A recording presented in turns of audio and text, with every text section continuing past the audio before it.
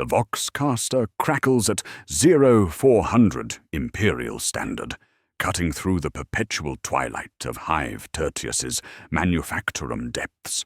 Worker 7741-Kappa kneels on yellow stencil marks, her position in devotional bay. 7 unchanged for 6 years, 2 months, 18 days. Prayer beads click between cracked fingers, cog teeth salvaged from broken servitors, worn smooth by countless recitations. Her lips move with mechanical precision through the litany of toil, while her eyes hold the vacant distance of exhaustion. This is Imperial faith, as industrial process. Measured, monitored, managed. Supervisor Hecht stands at the devotional podium, red robes marking dual authority as foreman and lay confessor under the Ministorum Administratum Efficiency Concordat. His servo skull hovers at shoulder height, crimson optics scanning 347 kneeling workers, recording attendance through retinal identification while monitoring vocal participation levels. The device's recording rune blinks steady green. Compliance achieved, productivity maintained, souls accounted for in weekly reports that flow upward through channels none of these workers will ever see. The assembly intones familiar words. Blessed is the work of faithful hands. Sacred is the labor that serves the throne. But something shifts in the 7th verse. Voices drift slightly off-tempo, transforming labor sanctifies the flesh into labor without witness sanctifies. The change is subtle, barely perceptible, but Hecht's augmetic eye whirs as it refocuses. The servo skull's rune flickers amber. Worker 7741-. Kappa notices because she has been listening more carefully lately, passing familiar liturgy, for meaning that might explain why her prayers feel increasingly hollow. Beyond reinforced windows, the manufactorum floor stretches into darkness, punctuated by plasma cutter flares and servitor rhythms. Promethium drums move along conveyors, each bearing standard Imperial aquilas alongside quality markings. Most show regulation 2-dot verification stamps, but an increasing number display 3 dots arranged in subtle triangular patterns. The anomaly first caught her attention 2 weeks ago. 47 3-dot drums in a production run that should have contained none according to posted protocols. The ecclesiarchy functions as spiritual quality control in this war economy with a church's skin. Attendance becomes levy, confession becomes report, devotion becomes metric. It works until pressure builds and scarcity bites deeper. When blessings arrive stapled to ration chits, worship transforms into transaction. Transactions invite renegotiation by desperate minds, seeking meaning in grinding routine.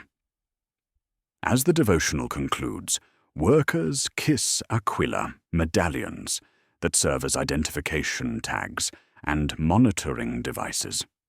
Conversations fragment through the dispersing crowd. Jorik, the aging dock supervisor, mentions Brother Angel's 3-week absence from evening devotions. Puentisum. Pressed, he explains the lay preacher received penitential reassignment to serve the emperor's will in ways requiring no explanation to mere laborers. The phrase settles uneasily in minds already questioning whether their faith reaches higher than recycled air systems. At Assembly Station Kappa 7, Worker 7741, Kappa installs promethium flow regulators into ammunition feeding systems destined for guard regiments whose names remain classified above her clearance. Her hands move with practiced efficiency, while thoughts return to Brother Angel's absence, to 3-dot markings, to hymn 847 appearing in dreams, with lyrics that don't match official hymn books. By the 6th hour, Wrongness crystallizes into certainty. The Emperor's light feels dimmed in depths where his servants toil without witness. During mandated nutrition break, she stands beside Kellen, a junior clerk from the Administratum Liaison Office. His pale skin and soft hands mark him as someone who works with data rather than metal. They have shared perhaps 12 words in the past year, but something in his expression suggests similar doubts. The question forms itself before wisdom can intervene, dangerous in its simplicity, heretical in its implication. The stale air hangs heavy with metallic tang and ozone. Servo skulls drift overhead, lenses clicking as they count compliance. In this place where faith has become industrial function, where devotion flows through quotas and metrics, where the Imperium's own habits, ritual, ration, fear, create the very conditions that heresy exploits, one worker asks her shiftmate the question that changes everything. Do you think the Emperor actually hears us down here? The words hang between them in recycled air, waiting for an answer that will determine whether faith endures or transforms into something else entirely. Kellen's response arrives not in words, but through shared recognition during the next morning's devotions. When Supervisor Hecht announces revised productivity quotas, the clerk's eyes meet worker 7741-Kappa's across the devotional bay, carrying the same hollow understanding that questions, once spoken, create their own gravity.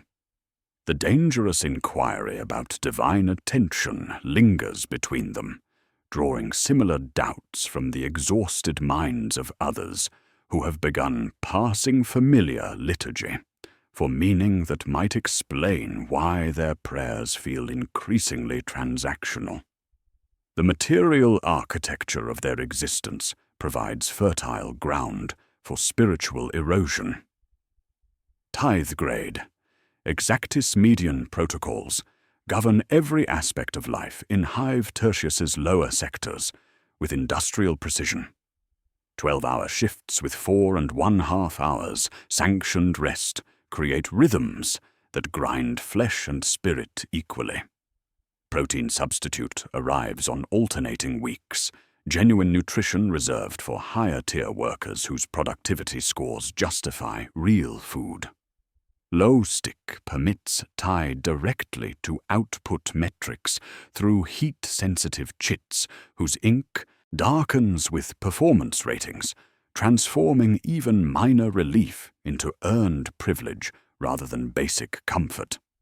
The ecclesiarchy functions as both spiritual shepherd and compliance monitor under efficiency, mandates that blur pastoral care with surveillance. Confession data flows automatically to administratum levy assessors through servo skull networks, creating oversight wrapped in the language of soul tending. Missing devotions trigger productivity reviews. Excessive penance requests indicate psychological instability requiring corrective intervention. Faith becomes another industrial input, measured and managed like promethium flow rates or the 3-dot quality stamps that appear, with increasing frequency on drums moving through the docks. Marta Corvain embodies the first failure mode. Unanswered prayer, transforming devotion into bitter transaction. Her son shipped out with the 47th Tertius Mechanized 6 months ago, deployed to the Kythera sector where warp storms threatened shipping lanes. Official casualty reports list his regiment as lost to the warp, bureaucratic phrasing that offers neither closure nor compensation beyond a one-time ration bonus. Her prayers follow imperial doctrine precisely. Additional litanies, blessed candles purchased with ration chits, formal petitions submitted through proper ministorum channels. Yet the Emperor's silence grows more profound with each passing week, while confession brings only platitudes about unknowable divine will from confessors more concerned with processing quotas than individual suffering. Yorick Hessel represents institutional abandonment, the second pathway toward spiritual compromise. At 57, his augmetic spine and replacement joints mark 4 decades of loyal dock service, moving the promethium drums that fuel the Imperium's war machine. But administratum actuarial tables show declining efficiency curves for workers approaching 60. Mandatory retirement looms within 18 months, followed by reassignment to corpse starch processing facilities, where human resources become literal nutrition for younger workers. His prayers increasingly focus on deliverance from this fate. But imperial doctrine offers no escape from demographic mathematics. The system that demanded his strength now prepares to consume his flesh, transforming promised eternal service into scheduled obsolescence. Kellen Voss exemplifies broken promises, the third crack in faith's foundation. His junior clerk position provides marginally better conditions than manufactorum work, but recent efficiency mandates restructure obligations while increasing burdens. Tithe assessments rise quarterly as his HAB block deteriorates under deferred maintenance protocols. Educational advancement, promised upon accepting clerical training, remains perpetually delayed, pending budget allocations that never materialize. His access to administrative data reveals uncomfortable truths. Ration distributions favor upper tiers, while lower sectors receive increasingly diluted nutrition substitutes. The gap between official imperial doctrine and actual policy implementation becomes impossible to ignore when reviewing the numbers daily. These 3 citizens represent different demographics, but identical spiritual erosion patterns. Control mechanisms designed to ensure compliance become sources of additional burden rather than comfort. Confession queues extend down stairwells as economic pressure increases desperation.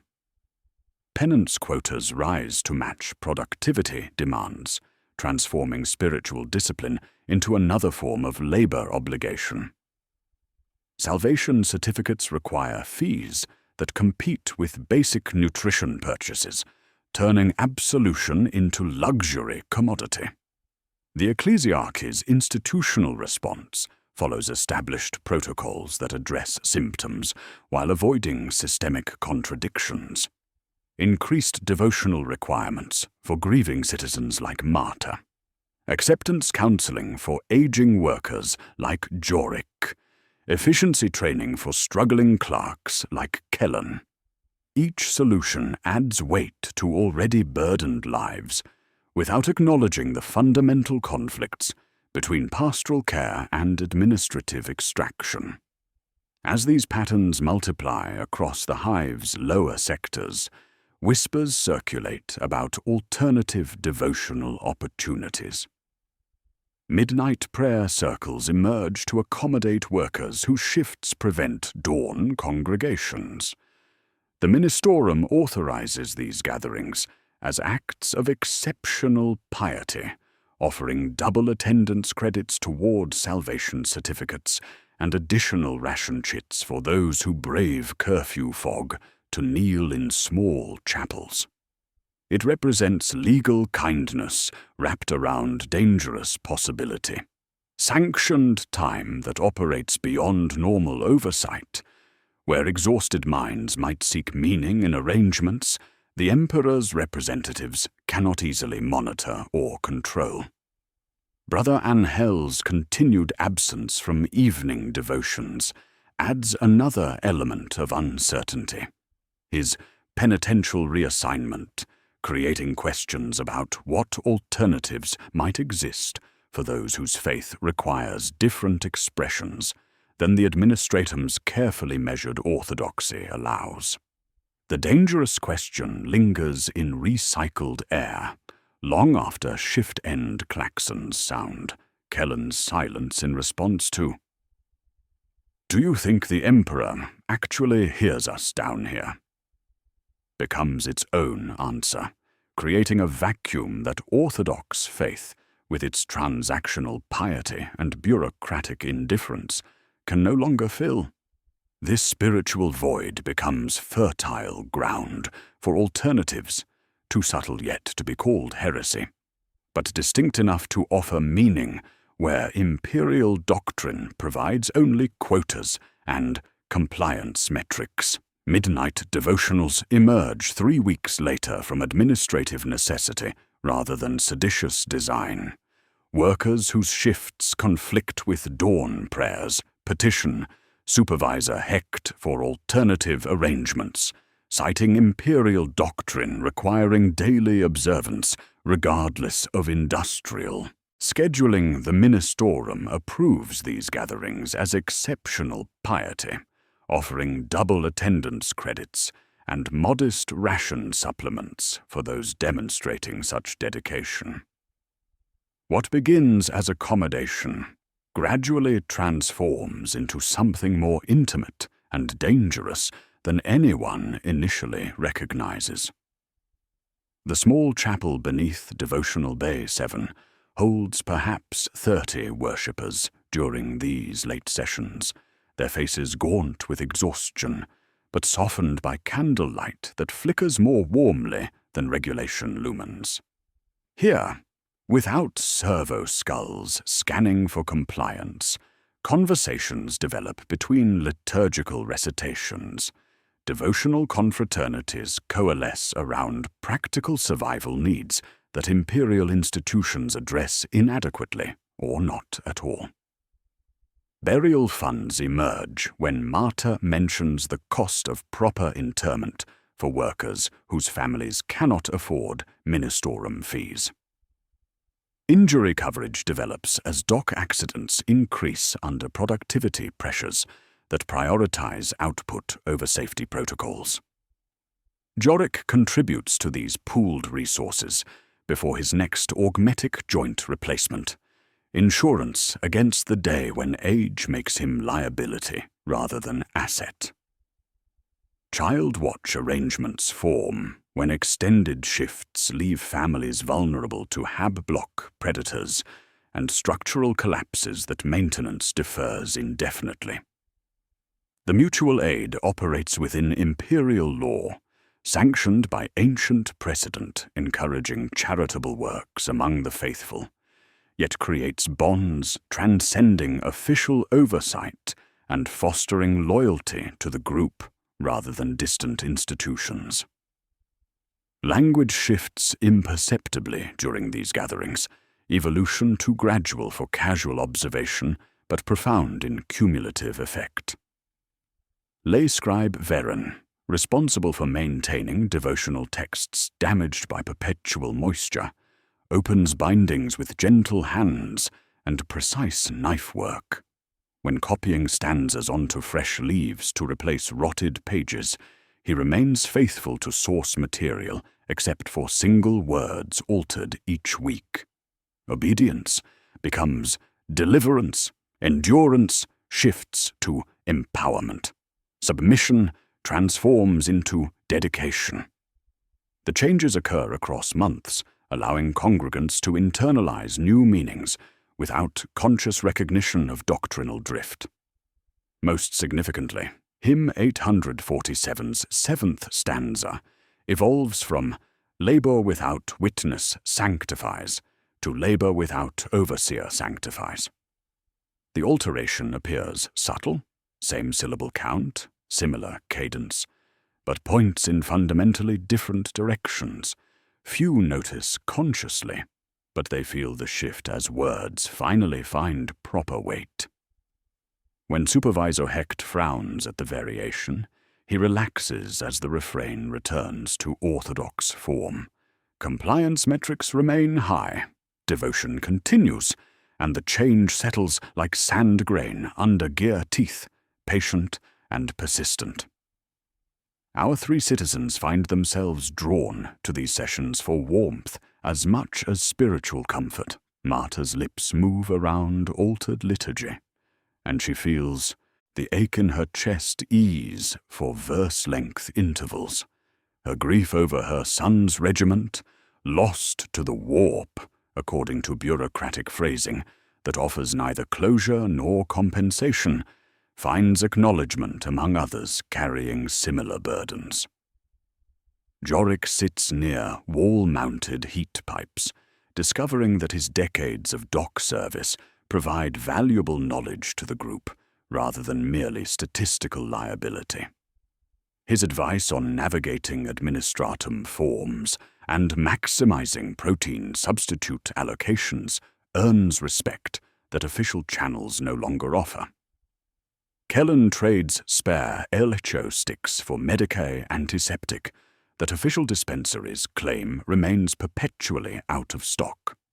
His administrative access reveals uncomfortable truths about resource distribution, but here those insights serve community benefit rather than bureaucratic efficiency. Quiet barter supplements, official rations as participants share what they can spare, protein bars for children, wound dressings for injured workers, information about supervisor schedules, and audit timings that help others avoid unwanted attention. Between prayers, a gesture spreads with organic momentum. Participants place their right hand over heart, while extending the smallest finger slightly downward, barely perceptible unless one knows to watch. Lay scribe Veren explains it as the quiet blessing, ancient tradition from earliest imperial settlements, where faithful workers honored the emperor's presence in places beyond official oversight. The motion acknowledges that divine attention extends everywhere, even to forgotten depths, where his servants toil without witness from earthly authorities. The hand sign functions as recognition system among midnight congregants during daylight hours. In crowded devotional bays, the quiet blessing identifies others sharing similar spiritual hunger. Those responding correctly demonstrate membership in increasingly exclusive community, bound by shared hardship and alternative understanding. The gesture carries no heretical content itself, merely acknowledging fellowship among those whose faith requires expression beyond standard liturgical forms, yet it gradually becomes recruitment filter for something more substantial. Institutional blind spots open naturally where attendance numbers satisfy oversight requirements. Midnight pews remain full, prompting ministorum clerks to note participation with relief and stamp additional credits with brisk efficiency. Shortage of ordained confessors means auxiliary lay staff run most sessions under mandates focused on keeping souls within sanctioned walls rather than monitoring doctrinal precision.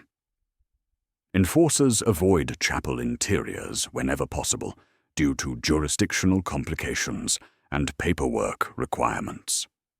Ledger entries for ration uplifts pass through lay brother logistics with proper imprimaturs, each bearing docket codes that appear correct even to Kellen's practiced administrative eye. As winter deepens, rumors circulate about St. Matthias's third hand, relic of unusual provenance, scheduled to visit Hive Tertius during Feast of Dust celebrations. The saint's biography remains obscure, even in ecclesiarchy records, but promises of indulgences and ration uplifts draw desperate interest from lower sector populations struggling through seasonal shortages. Pilgrimage organizers announce that faithful attendance during the relics procession will earn blessed provisions sufficient to supplement nutrition for entire families, direct appeal to material conditions, fueling nascent drift from orthodoxy. Kellen's administrative access reveals authorization chains for promised ration uplifts, but the bureaucratic mechanisms disappear into ministorum classifications beyond his clearance level. The disconnect between public promises and administrative reality suggests either exceptional generosity or alternative funding sources operating outside normal imperial channels. The quiet blessing takes on additional significance as midnight congregants prepare for the saint's arrival, transforming from simple recognition among struggling believers into identification system for those prepared for deeper spiritual experiences beyond standard pilgrimage activities. The promise of miracle draws crowds beyond normal devotional participation, creating vector for unprecedented convergence. What began as survival necessity among the desperate gradually evolves into something that orthodox imperial doctrine cannot easily contain or control, setting stage for events that will test the boundaries between acceptable piety and dangerous deviation. The dangerous question about divine attention creates ripple effects that trained observers recognize and exploit with systematic precision. What appears as spontaneous spiritual hunger among midnight congregants actually follows recruitment algorithms as methodical as administratum census protocols, sorting desperate populations for specific vulnerabilities while operating under perfect institutional cover. The quiet blessing, initially a gesture of recognition among the struggling faithful, transforms into the first filter in a selection process that maps human weakness with clinical thoroughness. Recruiters attend both sanctioned and midnight devotions with the patience of data collectors, noting behavioral patterns that indicate receptivity to alternative spiritual arrangements. They catalogue fatigue through physical tells, tremor frequency during prayer bead manipulation, blink rates during extended liturgy, hesitation intervals between kneel and rise commands. Exhaustion creates mental states where orthodox doctrine's transactional nature becomes unbearable, making workers susceptible to offers of meaning beyond industrial quotas and compliance metrics. The demographic sorting follows established vulnerability categories with algorithmic precision. Widowers like Marta represent grief-driven spiritual reorientation potential, their unanswered prayers creating resentment against imperial institutions that demand devotion while providing only bureaucratic comfort. Denied Medicaid cases carry physical pain combined with institutional abandonment, their suffering unaddressed by healthcare rationing that prioritizes productive workers over injured ones. Families of sanctioned psychers harbor shame and fear that orthodox doctrine handles inadequately, their experience with hidden powers making them receptive to alternative spiritual frameworks. Aging workers facing mandatory retirement to corpse starch processing facilities offer different leverage points. Jorik's decades of loyal dock service earn him nothing but scheduled obsolescence. His accumulated knowledge and augmetic maintenance costs transforming him from asset to liability in administratum calculations. Debtors under enforcer surveillance face material pressures that make any support network attractive regardless of theological implications, their desperation creating willingness to accept help from sources that orthodox faith condemns. The recruitment language operates through coded phrases embedded within legitimate devotional conversation, each carrying double meanings that test listener comprehension without exposing speakers to security risks. Deliverance appears throughout imperial liturgy, referring to spiritual salvation, but among initiates suggests active rescue from hive conditions rather than passive endurance of suffering. Unseen Patron technically acknowledges the Emperor's omnipresence while hinting at more immediate sources of divine attention. Hidden Strength officially means inner spiritual resources, but implies power beyond imperial doctrine's limitations. These phrases function as recognition tests, allowing recruiters to identify individuals ready for deeper exploration without compromising operational security. Orthodox responses terminate conversations naturally, while coded replies indicating understanding earn secondary evaluation. The system exploits institutional blind spots, where religious discussion receives minimal scrutiny due to jurisdictional complications between administratum efficiency mandates and ministorum theological authority. Marta encounters her first recruitment approach during evening devotions following St. Matthias's relic announcement. An elderly woman she recognizes from midnight sessions approaches after formal prayers, commenting on Marta's devotion to her lost son while emphasizing deliverance in contexts absent from standard ministorum comfort. When Marta responds with recognition rather than confusion, the woman mentions kitchen litanies where faithful workers share blessed meals during shift changes, offering nourishment beyond official ration allocations. The invitation arrives wrapped in charitable language sanctioned by ecclesiarchy policy, encouraging auxiliary feeding programs during major religious celebrations. St. Matthias's relic tour provides institutional cover for expanded communal activities, allowing organizers to distribute food while maintaining regulatory compliance. Kitchen litanies occur in back rooms of devotional facilities, small gatherings where participants share simple meals prepared with ingredients whose provenance remains deliberately obscure. Jorik learns recognition signals through accumulated observation rather than direct approach, his doc experience providing pattern recognition skills that identify systematic behavior among congregants. Certain individuals appear at multiple sessions despite shift schedules that should prevent such attendance.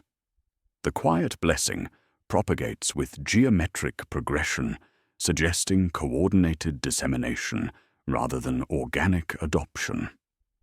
When recruiters finally approach him through a stevedore who blesses himself left-handed while murmuring about unseen patronage, Jorik understands the invitation before they finish speaking. Kellen's administrative access makes him particularly valuable to networks requiring bureaucratic navigation and document authentication. His recruitment occurs through professional channels, beginning with requests for assistance with ration distribution forms and pilgrimage logistics. The work appears legitimate, supporting charitable feeding programs, but gradually reveals complexity, suggesting coordination beyond local ministorum capabilities. Authorization chains disappear into classifications beyond his clearance. Yet paperwork bears proper imprimaturs and passes routine audits without triggering security reviews. Kitchen litanies present themselves as meals rather than meetings, their backrooms filled with stock-scented steam that fogs surveillance equipment while providing cover for operational discussions. The first 10 minutes remain unquestionably legal. Brief prayers, ladled portions, bread distribution, everything recorded in ledgers bearing ministorum stamps. Then conversations narrow to coded exchanges where deliverance gets defined in passive voice, and unseen patrons receive praise with adjectives that fit any saint until contextual meaning shifts toward something more immediate and dangerous. Three-person cell structure emerges through these recruitment patterns, creating redundant leadership that protects operational security while maintaining communication efficiency. Each cell contains one primary coordinator handling recruitment and theological guidance, one technical specialist providing necessary skills like administrative access or industrial knowledge, and one courier responsible for inter-cell communication. The structure ensures no single arrest can compromise entire networks, while allowing systematic expansion according to established demographic criteria. Courier networks operate through imperial infrastructure, distributing hymnal updates and devotional materials through channels that ecclesiarchy policy requires to remain open for pastoral communication. Drop schedules align with shift rotations, allowing messages to flow through industrial timing that appears routine to oversight systems. Hymn notation serves as encryption method, musical arrangements containing embedded instructions readable only by those possessing appropriate training. Fourth verse indicates meeting locations, fifth stanza signals timing, margin annotations disguised as penance counts carry operational directives. The system exploits institutional blind spots, where religious materials receive minimal scrutiny due to jurisdictional complications. Arbites reviewing confiscated papers see piety and poor penmanship. Cell members reading identical documents see coordinates, schedules, and security protocols hidden within orthodox devotional content. Communication occurs during sanctioned activities whenever possible, using kitchen litanies and prayer gatherings as cover for coordination that proceeds under direct observation without triggering suspicion. As St. Matthias's relic tour approaches, recruitment activity intensifies around logistical preparations for expanded pilgrimage activities. Kitchen litanies multiply to accommodate anticipated crowds, requiring additional volunteers and coordination that provides cover for network expansion. The relic itself remains mysterious, its provenance obscure even in official ecclesiarchy records, yet promises associated with its presence attract desperate populations whose material conditions make them receptive to spiritual alternatives. Authorization chains for promised ration uplifts disappear into ministorum classifications that even Kellen's administrative access cannot penetrate, suggesting either exceptional generosity or funding sources operating outside normal imperial channels. The disconnect between public promises and administrative reality points toward resources and coordination transcending local capabilities, while the systematic recruitment patterns indicate organization requiring training and support beyond what struggling workers could develop independently. The careful integration with sanctioned imperial activities creates operational security that makes detection extremely difficult for authorities focused on maintaining attendance numbers rather than monitoring theological precision. What began as mutual aid among desperate believers evolves into sophisticated networks preparing for events that will test boundaries between acceptable piety and dangerous deviation, with St. Matthias's third hand serving as focal point for convergence, whose true nature remains hidden behind promises of miracle and sustenance. Kitchen litanies transform into kitchen liturgies through accumulated theological pressure that bends familiar doctrine without breaking institutional cover. The back rooms remain identical, steam-thick air-fogging surveillance equipment, cracked tiles bearing decades of grease stains, stockpots breathing quietly over promethium burners. But the spiritual center of gravity shifts from charitable feeding toward doctrinal instruction. Where organizers once counted bowls distributed, they now measure moments of shared silence, as if calculating invisible resources flowing between participants. Lay scribe Veron's textual alterations accelerate during preparations for St. Matthias's relic tour, his careful knife work extending beyond simple word substitution into theological reinterpretation that maintains surface orthodoxy while pointing toward fundamentally different spiritual arrangements. A sermon footnote discussing labor's sanctifying properties expands through marginal commentary, suggesting that labor sanctifies actually means labor purchases favor, with divine powers responsive to human effort rather than bureaucratic compliance. The distinction appears subtle to tired eyes, desperate for meaning, but carries profound implications for how believers understand their relationship with the emperor and his intermediary saints. Transactional piety, already embedded within imperial doctrine through ration chits tied to devotional attendance and salvation certificates requiring fees, slides naturally toward purchasing absolution through alternative channels, promising more immediate returns on spiritual investment. Where orthodox faith demands endurance of suffering as proof of devotion, the emerging shadow catechism reframes suffering as currency that can be spent rather than merely accumulated. Pain becomes purchasing power. Secrecy transforms into sacrament. Blood serves as proof of work, demonstrating commitment beyond mere verbal profession. The first true kitchen liturgy occurs 3 weeks before St. Matthias's scheduled arrival. 18 participants gathering around makeshift altar constructed from promethium drum lids, bearing the 3-dot quality stamps that have become increasingly common throughout the docks.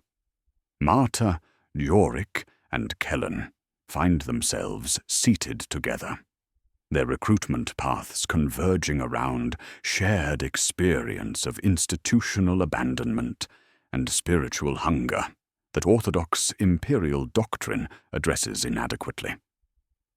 The meal begins with familiar prayers, but evolves into something more intimate and dangerous as participants consume blessed grease that burns too hot and sweet on their tongues.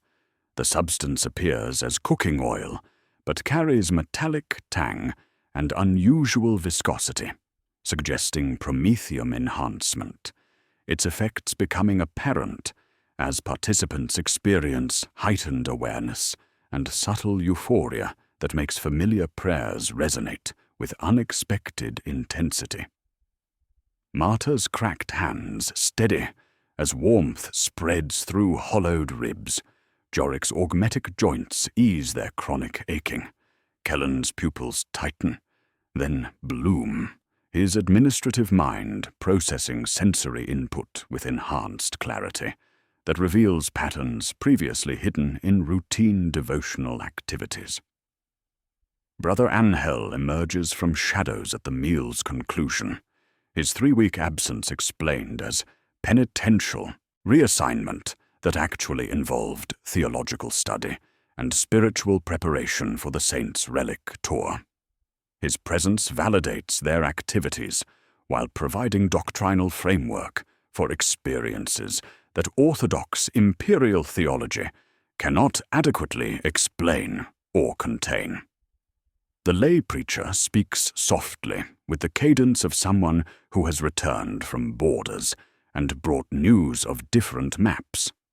According to Brother Angel's research, St. Matthias recognized that human suffering under imperial rule served as spiritual currency, accumulating interest in realms beyond mortal oversight. The emperor operates as sleeping god, whose attention flows through intermediary powers responsive to proper offerings, with blood and secrecy, serving as preferred tender for transactions transcending normal bureaucratic channels.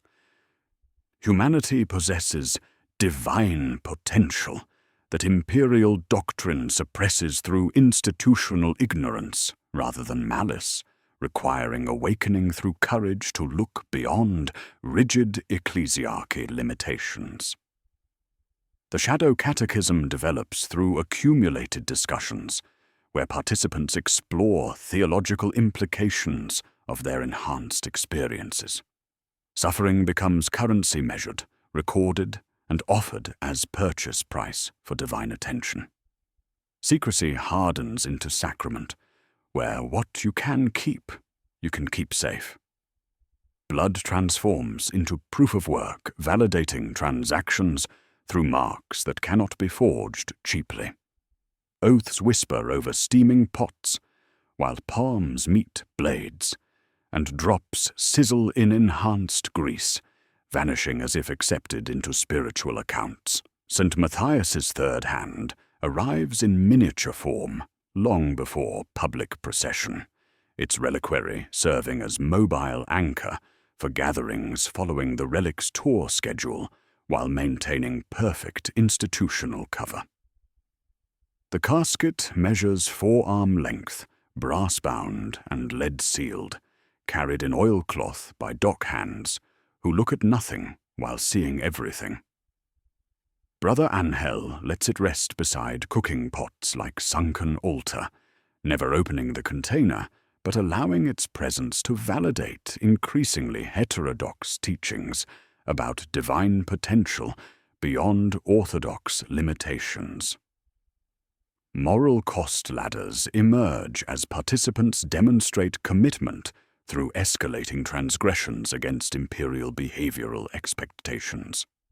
Small lies about whereabouts during kitchen liturgies progress toward forbidden rites involving candlelight oaths sworn with palm cuts and blood drops mixed into blessed grease. Test transgressions follow as group cohesion strengthens. Purity seals on promethium drums receive deliberate smudges shaping accidental flaws into discrete sigils, 3 dots pressed triangularly at wax edges, private punctuation, claiming public objects for alternative spiritual purposes. Kellen's administrative access reveals systematic discrepancies in promethium distribution records, approximately 3% of monthly allocations disappearing through evaporation that remains below. Audit thresholds triggering security reviews. The missing fuel appears in kitchen liturgy supplies through micro-siphons, soaked rags wrung over basins, residue scraped from valve housings, drippings caught under tapped drums, marked discreetly with 3-dot quality stamps. This tolerated wastage funds enhanced cooking oil production while creating sustainable resource base for activities blurring boundaries between charitable feeding and heretical worship.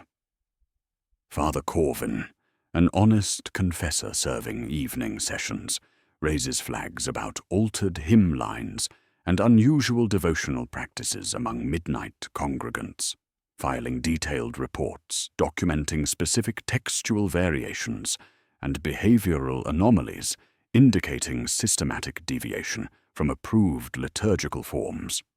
However, these concerns disappear into administratum triage protocols under efficiency mandates prioritizing crisis response over routine theological maintenance, creating institutional blind spots where doctrinal drift proceeds undetected while authorities focus on attendance metrics rather than theological precision. The approaching relic tour provides deadline pressure, accelerating both recruitment activities and theological development as participants prepare for convergence events promising unprecedented spiritual experiences. Kitchen liturgies multiply to accommodate expanding participation while maintaining operational security through distributed scheduling and redundant leadership structures, their careful integration with sanctioned religious activities, creating camouflage that makes detection extremely difficult for oversight systems designed to count compliance rather than evaluate content. The careful theological drift creates alternative spiritual framework operating parallel to official imperial doctrine, its shadow catechism reframing fundamental concepts about divine attention, human potential, and proper spiritual currency. As participants internalize these concepts while maintaining surface compliance with orthodox requirements, they prepare for revelations that will test boundaries between acceptable piety and dangerous deviation, with St. Matthias's third hand serving as focal point for convergence whose true nature remains hidden behind promises of miracle and divine favor earned through proper offerings of suffering, secrecy, and blood. The theological drift from suffering as endurance toward suffering as currency requires physical infrastructure to sustain its growth beyond kitchen conversations and whispered oaths. What begins as enhanced grease shared among desperate believers scales into a complex logistical operation whose arteries flow through the very imperial systems designed to prevent such deviation. Promethium allotments, incense shipments, devotional medal distribution runs, each sanctioned channel transforms into a conduit for sedition, creating a shadow economy of faith that operates within bureaucratic blind spots while preparing for tomorrow's convergence. The 3% promethium evaporation rate, previously dismissed as acceptable industrial wastage in administratum audit protocols, becomes the financial foundation for network expansion. Ghost shifts during maintenance windows allow trusted dock workers to move drums bearing 3-dot quality stamps through channels that appear routine to oversight focused on production quotas rather than inventory precision. Microsiphons bite like careful insects, leaving punctures that mimic maintenance wear while draining enhanced fuel into buckets that never appear on any manifest. These containers carry standard promethium enhanced with additives that transform cooking oil into sacramental substance, the enhancement process requiring technical knowledge, suggesting coordination beyond what struggling workers could develop independently. Jorik's decades of dock experience provide the expertise necessary for these micro-diversions, his hands knowing instinctively the weight difference between full drums and those carrying additional cargo. He teaches Marta and Kellen to recognize the subtle puncture marks versus regulation tap points, the enhanced fuel flowing through established smuggling channels that exploit jurisdictional complications between administratum efficiency mandates and enforcer security protocols. What once served as vendor identification now functions as cult semaphore.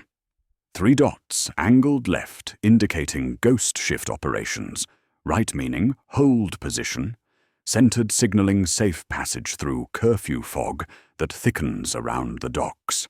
Kellen's clerical access reveals the bureaucratic architecture supporting these operations through his routine processing of Lay Brother Logistics Guild paperwork. The Guild coordinates pilgrim feeding during St. Matthias's relic tour. their ledgers showing primary numbers in standard Imperial notation alongside secondary figures, written in hymn notation that passes as pious enthusiasm to inattentive clerks.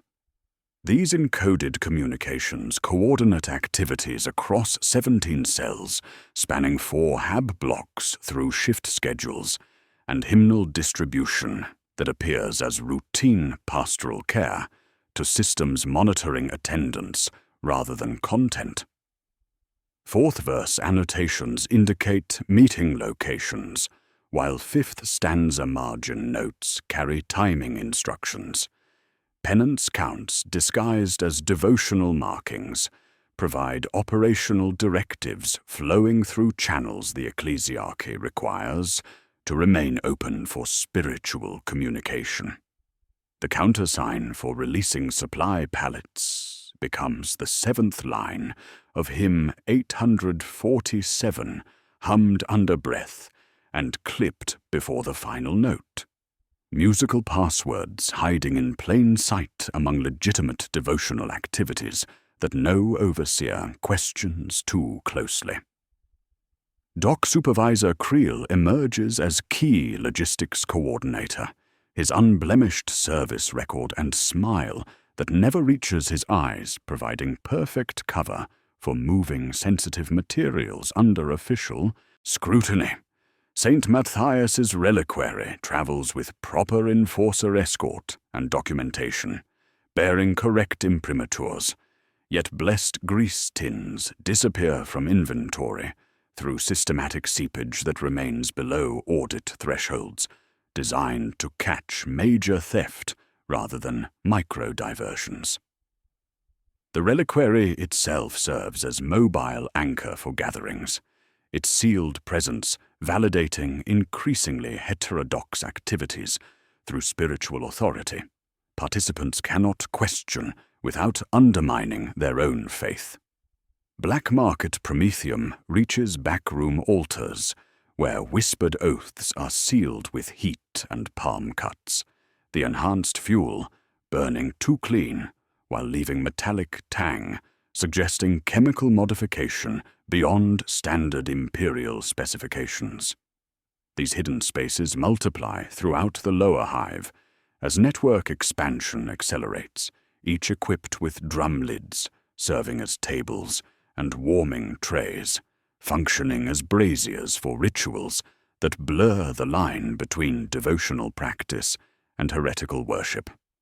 The distributed cell structure creates redundancy, protecting operational security, while allowing systematic expansion according to established demographic criteria.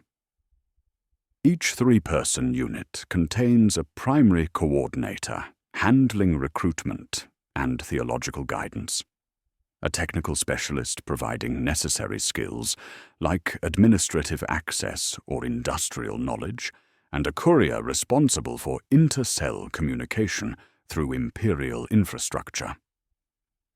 Devotional medals become operational tokens, their ribbon colors indicating roles within the network: thread-dyed sump blue for couriers, ash gray for kitchen hands, candle ivory for those capable of handling sensitive materials without detection.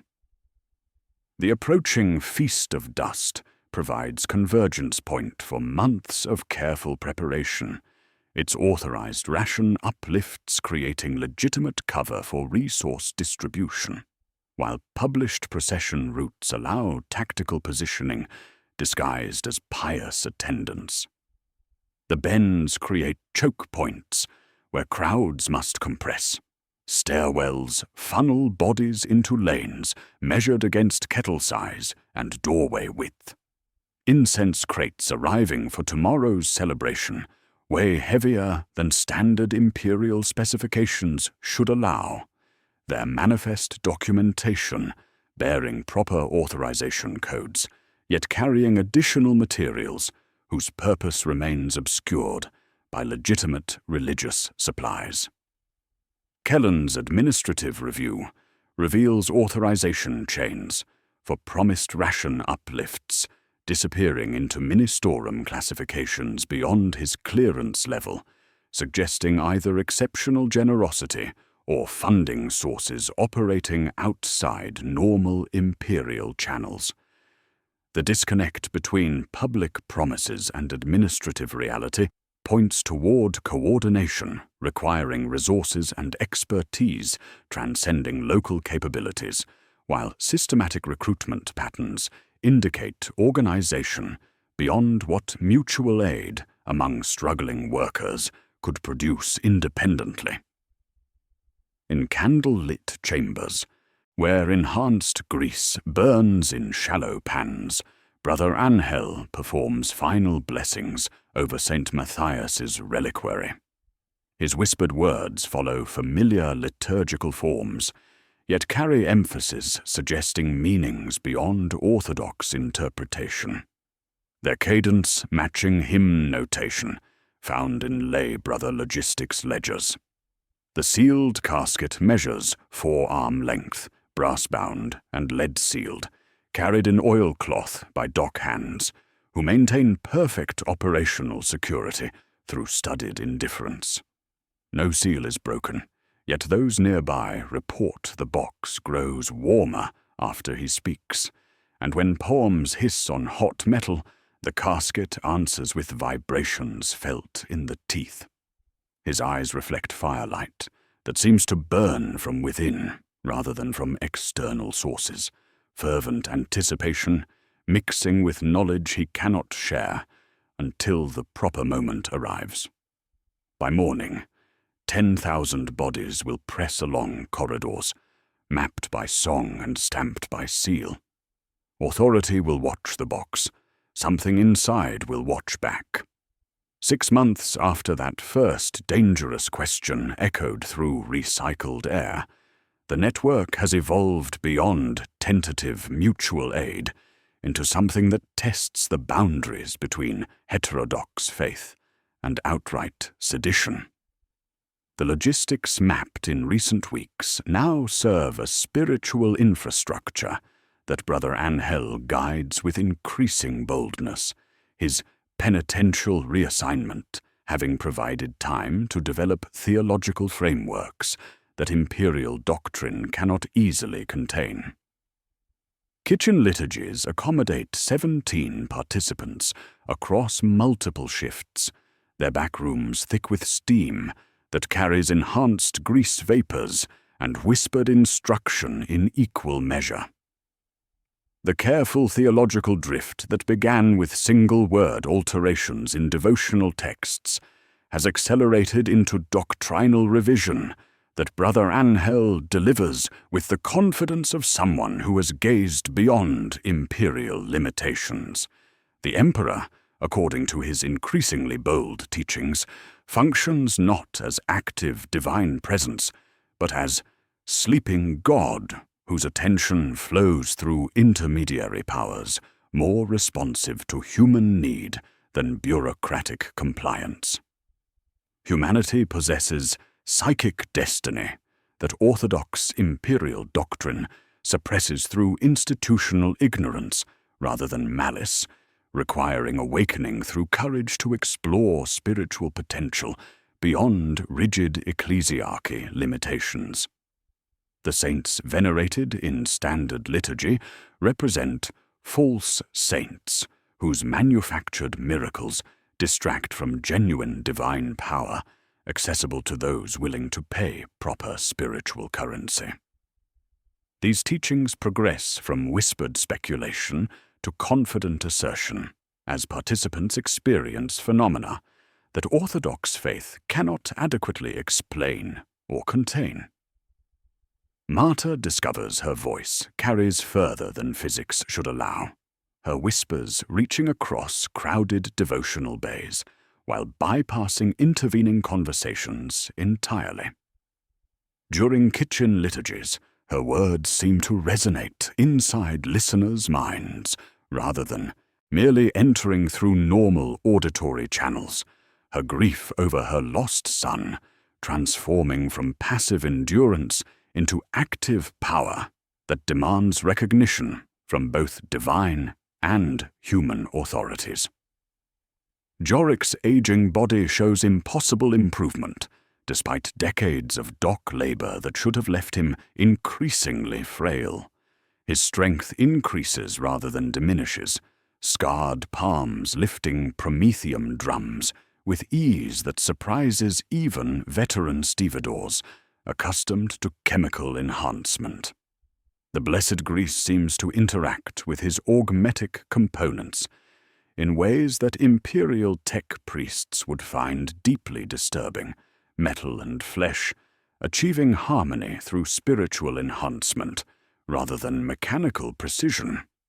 His ritual palm cuts heal faster than baseline human physiology allows, leaving marks that pulse with warmth during moments of stress or concentration.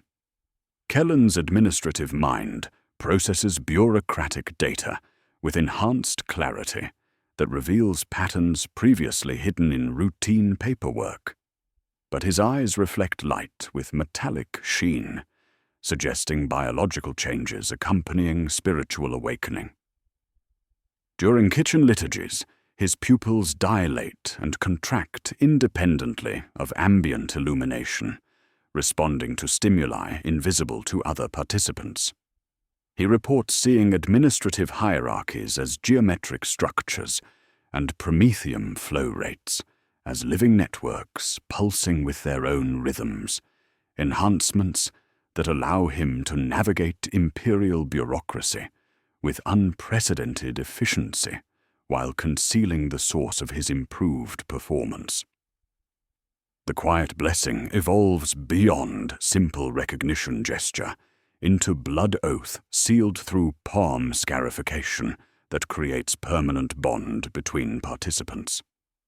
Fresh cuts heal into raised marks arranged in subtle triangular patterns, their surfaces pulsing with shared rhythm during moments of spiritual intensity.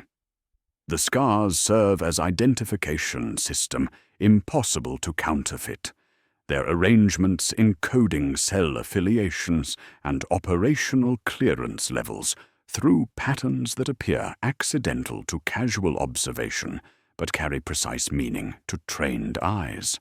Blood memory becomes unbreakable oath, physical manifestation of commitment that transcends verbal profession. Operational security matures as cells adopt redundant leadership structures, protecting against Imperial detection while maintaining communication efficiency. Each unit develops shadow coordinators capable of assuming primary roles if arrests compromise visible leadership, while courier networks using hymn notation grow more sophisticated in their encryption methods. Messages flow through Imperial infrastructure disguised as devotional materials, their musical arrangements containing embedded instructions readable only by those possessing appropriate training. Fourth verse annotations indicate meeting locations, while fifth stanza margins carry timing instructions, creating communication system that operates under direct observation without triggering suspicion. The first awakening ritual occurs during a kitchen liturgy, where St. Matthias's third hand rests beside cooking pots, its sealed presence validating increasingly heterodox activities through spiritual authority participants cannot question.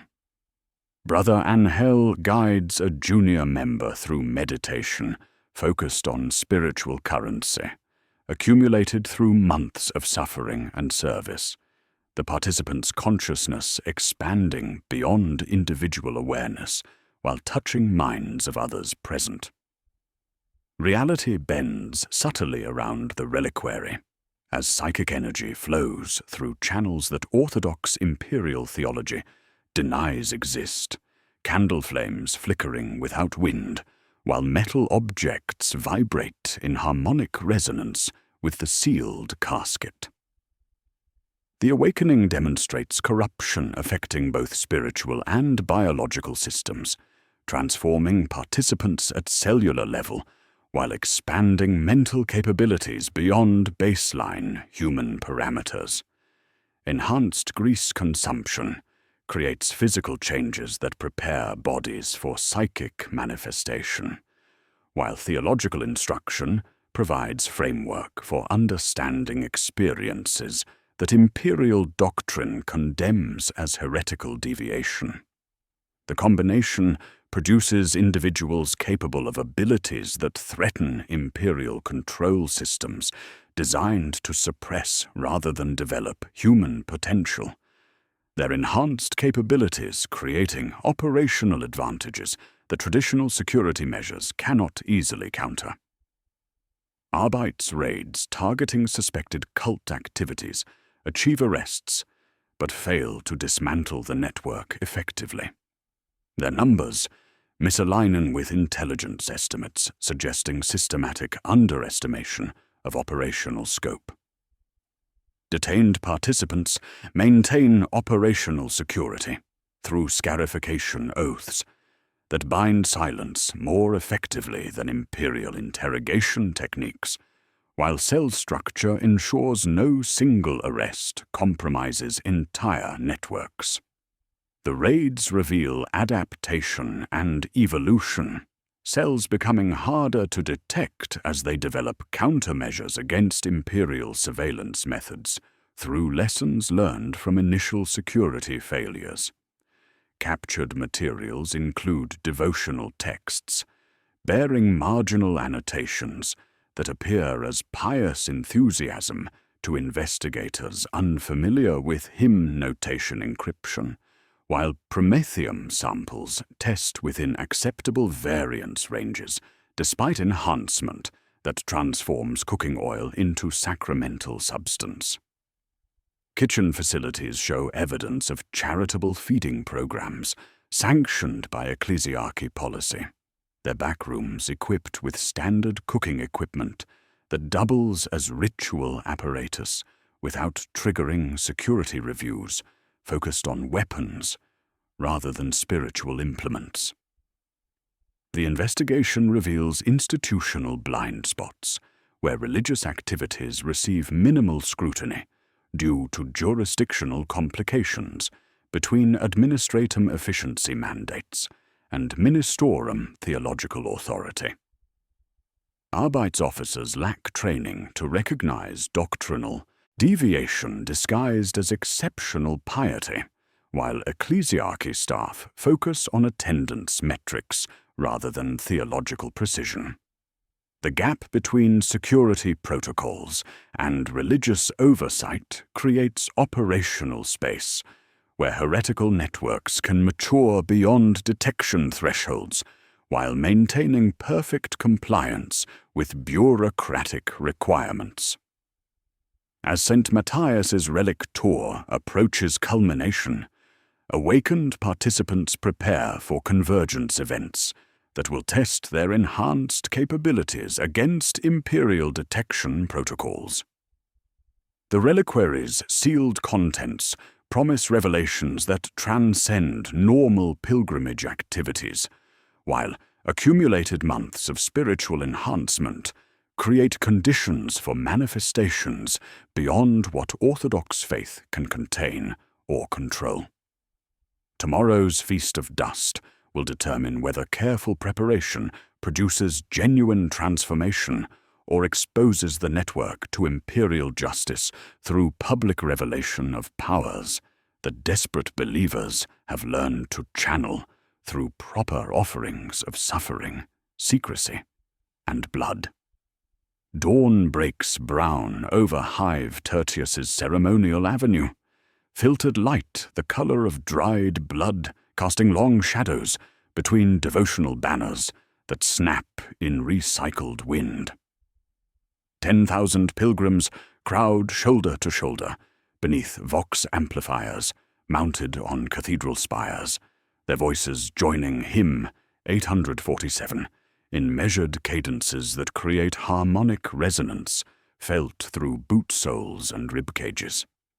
The familiar melody carries across packed bodies, while vendors move through the crowd, selling LHO sticks rolled in prayer slips, their merchandise blessed by junior confessors who stamp each purchase with Aquila seals.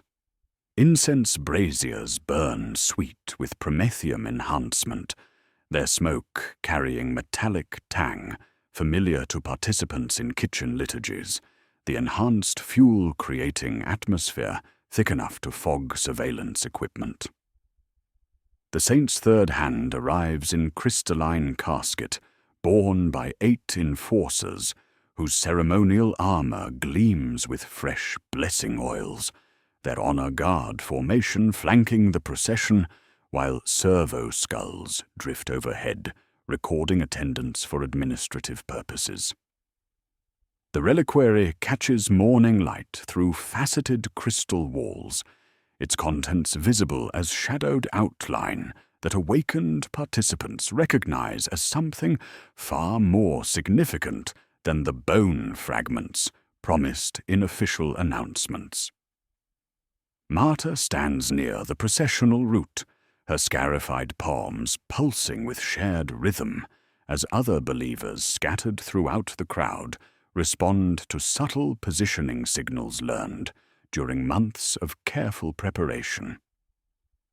Jorik's dock supervisor credentials provide legitimate authority for crowd management, while his enhanced physiology allows him to move through packed bodies with impossible ease, his augmetic components achieving harmony with ritual-enhanced flesh. Kellen's administrative mind processes crowd dynamics with clarity that reveals energy flows, connecting awakened participants through networks pulsing with their own rhythms, his eyes reflecting light with metallic sheen, suggesting biological changes accompanying spiritual awakening. The geometric structures visible to his enhanced perception show synchronization patterns preparing for manifestation that will transform individual capabilities into collective power. The hymn reaches its 7th stanza as the reliquary approaches the ceremonial platform.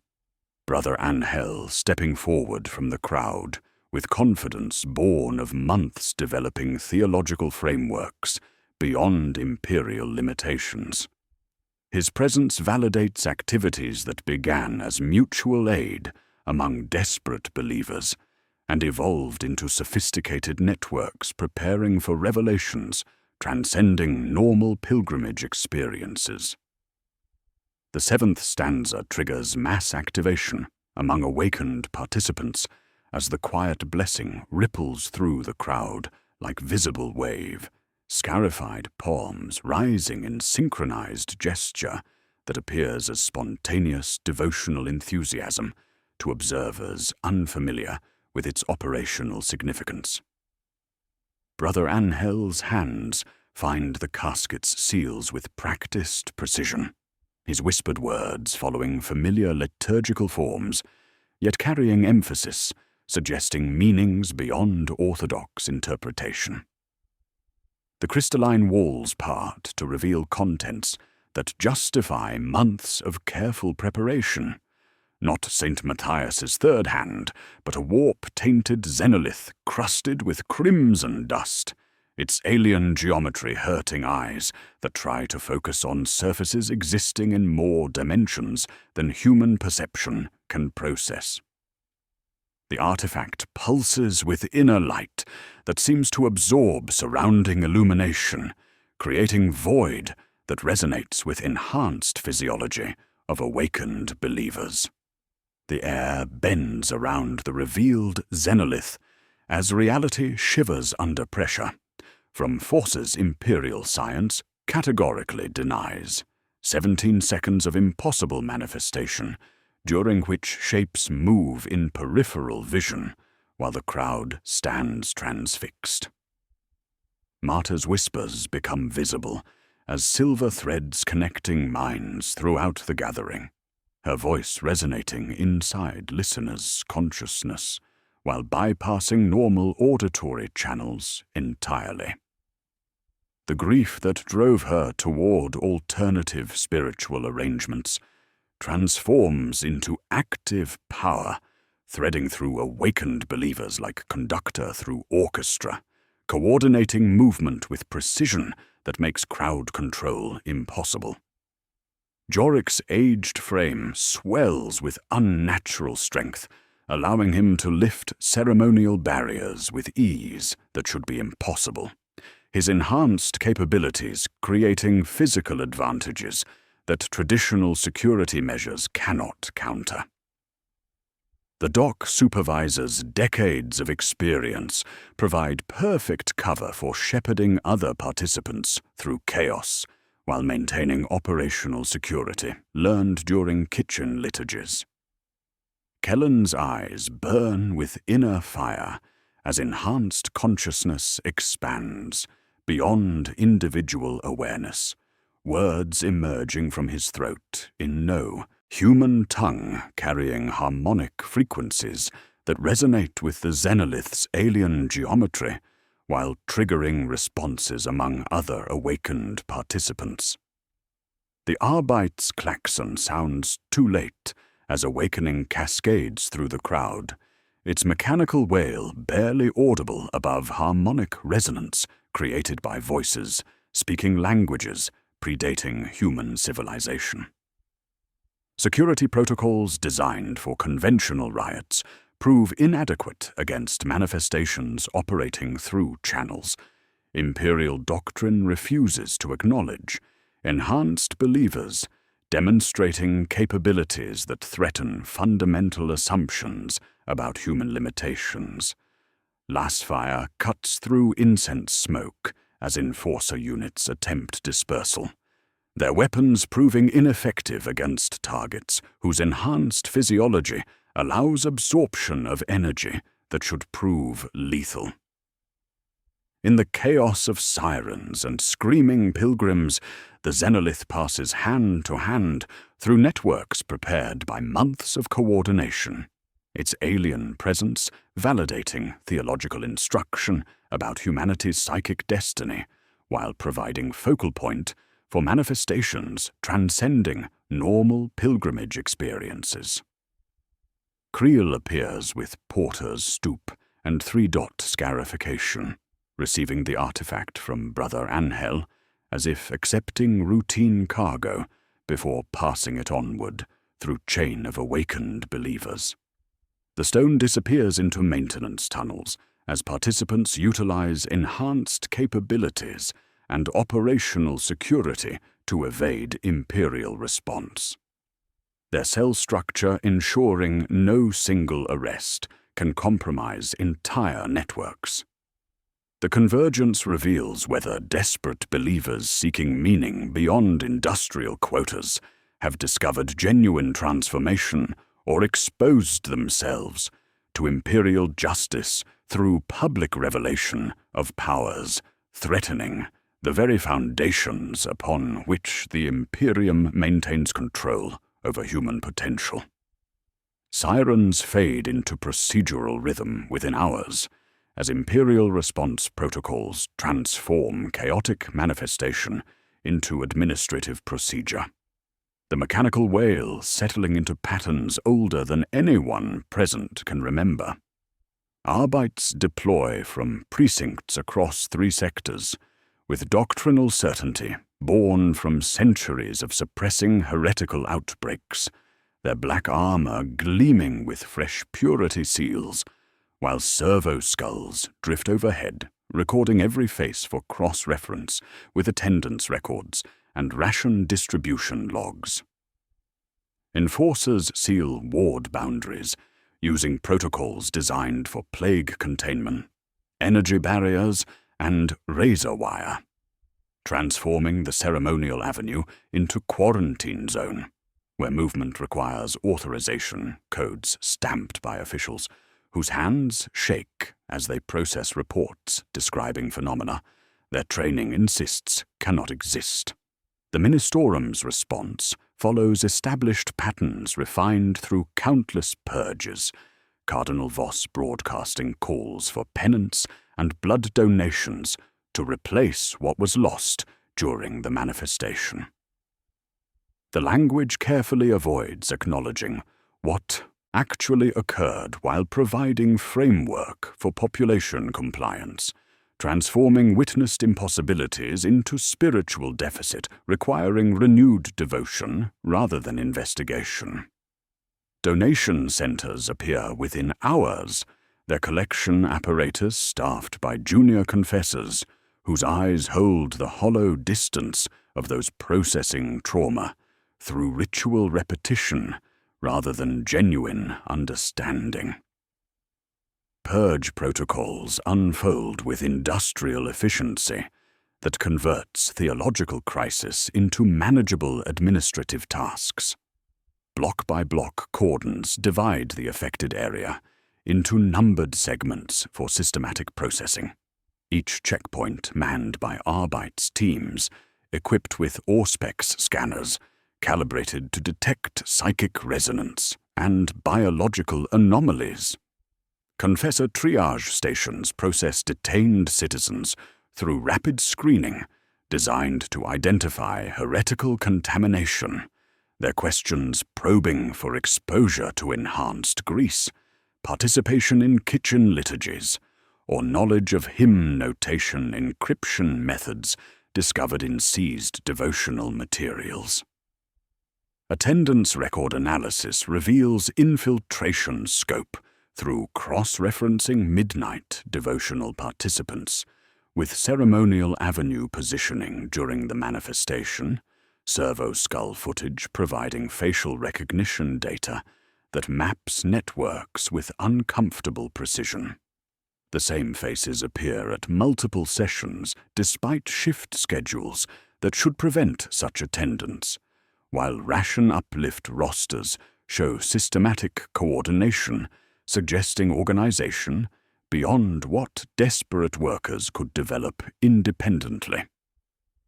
Administrative clerks work through extended shifts, processing detention orders, while their supervisors struggle with jurisdictional complications between Ministorum Theological Authority and Administratum Efficiency mandates that created the operational blind spots heretical networks exploited.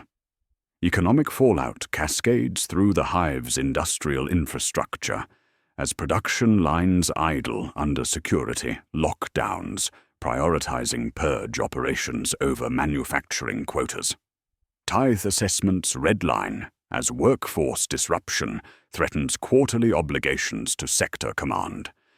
Administratum clerks elevating the subsector to contingency posture.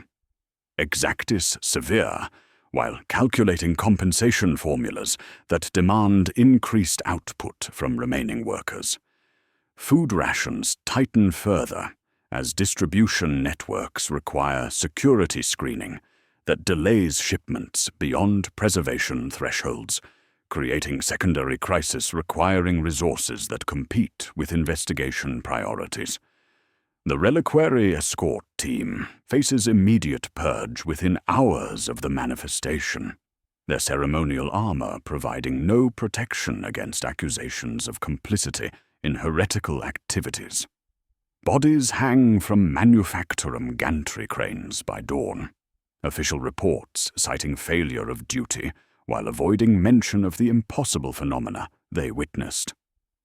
Creel's fate proves more specific, found in detention with throat cut and 3 dots carved deep into his forehead with a detainer's key, the wound pattern suggesting internal reckoning by cult networks silencing potential intelligence sources before Imperial interrogation could extract operational details about smuggling operations and enhanced fuel distribution. Paper trails surface during administrative review, revealing how ration authorizations flowed through lay brother logistics, using legitimate Ministorum imprimatur, each document bearing proper codes signed by junior staff following administratum efficiency mandates designed to streamline charitable feeding programs. The bureaucratic architecture that enabled heretical growth operates within established protocols, creating institutional embarrassment that officials address through scapegoating rather than systemic reform. Junior clerks face detention, while senior administrators claim ignorance of operational details their policies created, the blame flowing downward through hierarchies designed to protect authority rather than acknowledge failure.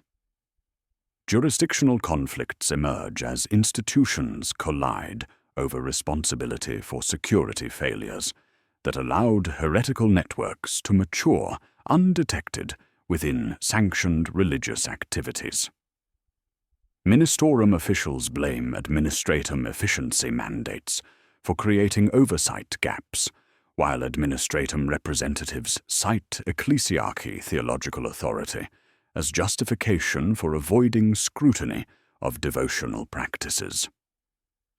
Arbeits investigators navigate political complications that impede investigation, while the xenolith remains missing despite systematic searches of maintenance tunnels and abandoned sectors where Auspex readings spike before environmental interference renders equipment unreliable. Our three citizens face divergent fates as Imperial justice processes participants, according to available evidence and institutional priorities. Marta vanishes during initial cordon operations, her enhanced abilities allowing movement through security perimeters designed for baseline human capabilities, while scarification networks provide safe houses among awakened believers who understand operational security requirements. Her whispers that carry further than physics allows create communication advantages, enabling coordination beyond traditional surveillance capabilities, silver threads of connection flowing through awakened minds scattered throughout the purge zone. Jorik dies resisting arrest when Arbeits teams attempt detention at Dock Spur 9, his enhanced strength allowing him to lift steel barriers like timber before overlapping rifle fire brings him down. Official reports describe the incident as workplace accident during routine questioning, his death eliminating a witness whose knowledge of smuggling operations and promethium diversions threatens to expose broader institutional complicity in heretical activities. His augmetic components are logged for scrap recovery, while enhanced fuel supplies disappear into evidence storage where their chemical composition receives minimal analysis due to jurisdictional complications. Kellen's clerical immunity delays his processing, as administrative protocols require superior authorization before detaining administratum personnel, creating window for evidence destruction and network communication that other participants lack. His access to bureaucratic systems allows deletion of records linking him to kitchen liturgies, while his enhanced perception reveals surveillance patterns, enabling evasion through timing and positioning invisible to baseline human awareness. The delay provides operational advantages that surviving cell members exploit for damage control and resource preservation. The Purge treats the uprising as endpoint requiring cleanup rather than investigation, Imperial doctrine insisting that heretical contamination can be excised through sufficient application of fire and bureaucratic procedure. However, cell structure ensures that network life continues beyond visible manifestation, awakened survivors treating the Imperial response as stress test rather than termination event. They adapt to overwhelming scrutiny through enhanced capabilities and operational security learned during months of preparation, the cells mutating under pressure to become smaller, more secretive, harder to detect as they develop countermeasures against Imperial surveillance methods. Underground networks shift from kitchen liturgies to more dispersed arrangements using maintenance tunnels and abandoned sectors where surveillance equipment fails due to environmental conditions and infrastructure decay. Enhanced grease production moves to portable operations using equipment that leaves minimal traces, while hymn notation encryption evolves into more sophisticated codes resistant to administrative analysis. The Xenolith's disappearance into maintenance systems creates mobile focal point for manifestations that can appear anywhere within the Hive's extensive infrastructure network. Machine spirits whisper associations through data networks, while human clerks process detention forms, but the numbers refuse to align properly. Arrests fall short of estimates derived from attendance records and ration distribution data, suggesting either systematic underestimation of network scope or successful evasion by participants whose enhanced abilities provide advantages in avoiding Imperial detection. The disconnect between projected and actual results indicates adaptation capabilities that transcend conventional security assumptions about human limitations and organizational capacity. As investigation continues through procedural channels designed for conventional heretical outbreaks, surviving participants demonstrate coordination, suggesting external support beyond local capabilities. Their enhanced abilities provide tactical advantages, while months of preparation created operational security that conventional purge protocols cannot easily penetrate. The cleansing fire burns visible targets, while deeper roots remain hidden in infrastructure that Imperial doctrine refuses to acknowledge, setting stage for evolution that will test boundaries between acceptable devotion and dangerous deviation in ways bureaucratic solutions cannot address or contain.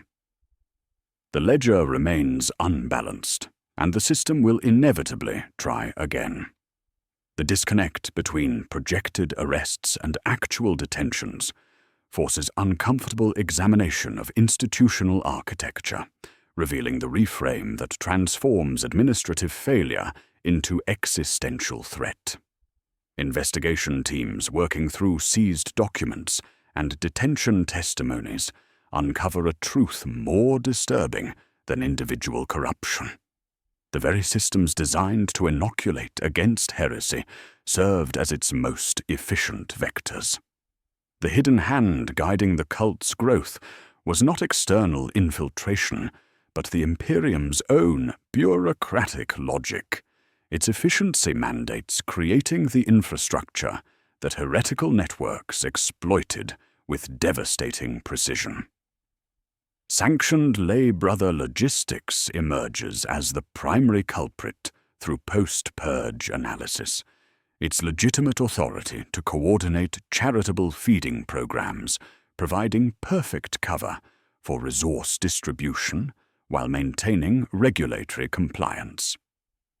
Originally designed to feed pilgrims efficiently during religious celebrations, the Guild became the cult's nervous system through incremental exploitation of bureaucratic blind spots rather than dramatic corruption.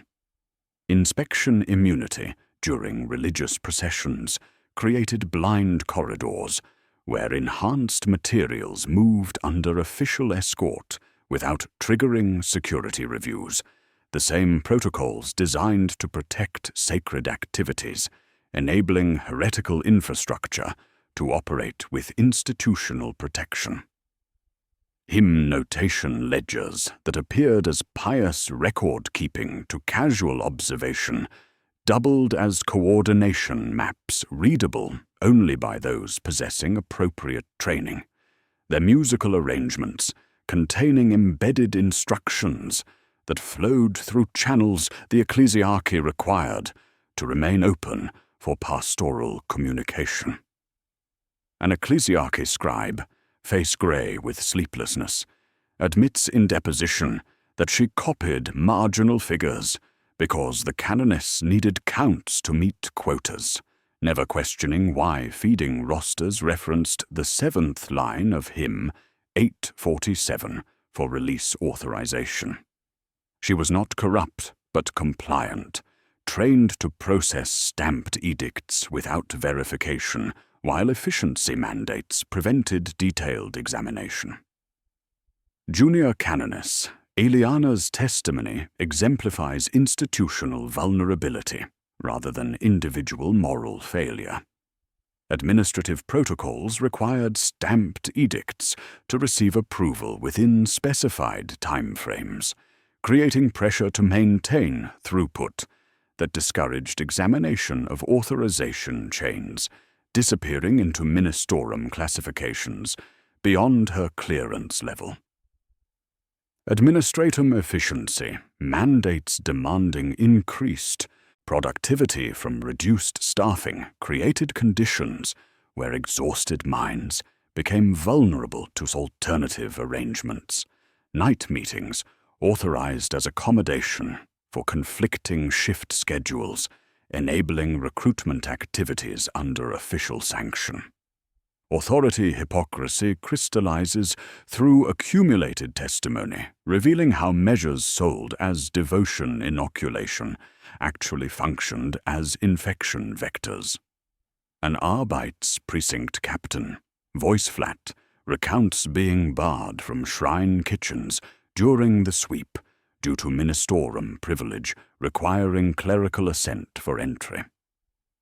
The incense crates were overweight by 3 kilograms each, but could not be opened without breach reports to the cardinal's office. Meanwhile, ecclesiarchy scribes admit rubber stamp approvals to meet processing quotas, their workload preventing detailed examination of documents whose authorization chains suggested coordination beyond local capabilities. The 3-dot stamp's evolution from vendor identification mark to cult sigil demonstrates how legitimate systems become heretical infrastructure through gradual subversion rather than dramatic infiltration. Quality control markings that indicated proper inspection gradually transformed into coordination signals as awakened participants learned to recognize and reproduce the patterns, their triangular arrangement encoding operational information readable by network members, while appearing routine to oversight focused on production metrics. The transformation occurred through accumulated small changes invisible to individual observation, but systematic when viewed across extended timeframes. Our 3 citizens' fates diverge through this institutional analysis. Marta vanished during initial cordon operations, her enhanced abilities allowing movement through security perimeters designed for baseline human capabilities, while scarification networks provided safe houses among awakened believers. Jorik died resisting arrest at Dock Spur 9. His enhanced strength insufficient against overlapping rifle fire. Yet his death eliminated a witness whose knowledge of smuggling operations threatened to expose broader institutional complicity. Kellen's clerical immunity delayed processing, providing operational advantages that surviving cell members exploited for evidence destruction and network communication through his administrative access. With major arteries severed through purge operations, surviving cells demonstrate adaptation capabilities transcending conventional security assumptions about organizational resilience. Network life continues through capillary systems using maintenance tunnels and abandoned sectors where surveillance equipment fails due to environmental conditions. Coded hymns evolve into sophisticated encryption resistant to administrative analysis, while kitchen whispers shift to portable operations, leaving minimal traces. Psychic communion emerges as primary coordination method among awakened survivors.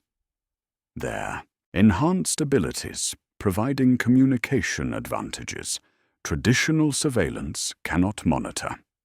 Administrative reform proposals focus on increased paperwork requirements and additional approval layers, rather than addressing fundamental contradictions between efficiency mandates and security oversight. Lay Brother Logistics faces restructuring, maintaining charitable programs while adding verification procedures, yet new protocols operate within the same jurisdictional framework, enabling original exploitation. Enhanced surveillance equipment receives funding, while training programs continue emphasizing processing speed over analytical depth, suggesting reforms, addressing symptoms while avoiding systemic contradictions. The missing Xenolith creates ongoing security concerns as Auspex readings spike throughout maintenance systems, before environmental interference renders equipment unreliable, suggesting mobile focal point for manifestations appearing anywhere within extensive infrastructure networks. Investigation reveals institutional design flaws, enabling systematic exploitation rather than individual corruption. Yet reform efforts focus on scapegoating junior personnel rather than addressing structural vulnerabilities. Senior administrators claim ignorance, while junior clerks face detention for following established procedures, blame flowing downward through hierarchies designed to protect authority rather than acknowledge systemic failure. Machine spirits process detention forms, while data networks whisper associations between administrative anomalies, but institutional blind spots prevent comprehensive analysis of patterns suggesting coordination beyond local capabilities. The system that created heretical growth through accumulated contradictions continues operating according to established protocols, setting stage for future exploitation by networks that learned adaptation through survival. The hidden hand remains concealed within bureaucratic architecture designed to protect authority rather than acknowledge vulnerability, ensuring cycles will repeat until fundamental contradictions receive resolution through reform or collapse.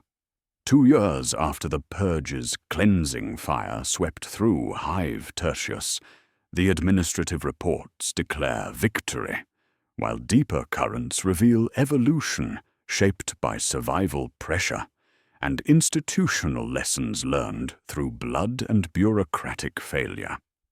The massive cordon operations eliminated visible heretical infrastructure, yet persistent anomalies suggest network adaptation rather than termination.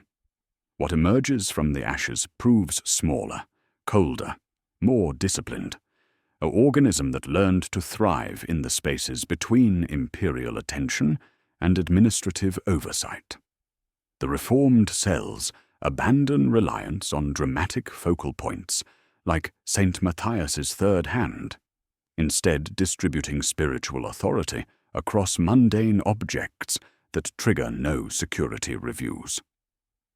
Survivors restructure around hard-learned lessons, written in scarred flesh and whispered instruction. Never trust a single relic that can be seized. Never gather in numbers you cannot abandon within a heartbeat. Never speak truths you cannot disown under interrogation. Sanctioned imperial texts serve as encryption foundations, their familiar passages carrying embedded meanings readable only by those possessing appropriate training while maintaining perfect theological orthodoxy to casual examination. Hymn 847 evolves into sophisticated temporal cipher, operating through normal devotional activities without triggering security reviews. Third verse, hummed during shift turnovers, signals authorized meetings in maintenance corridors where machine oil drowns conversation and servo-skull acoustics fail. Fifth stanza indicates message drops beneath icon plaques where dust collects faster than audits reach.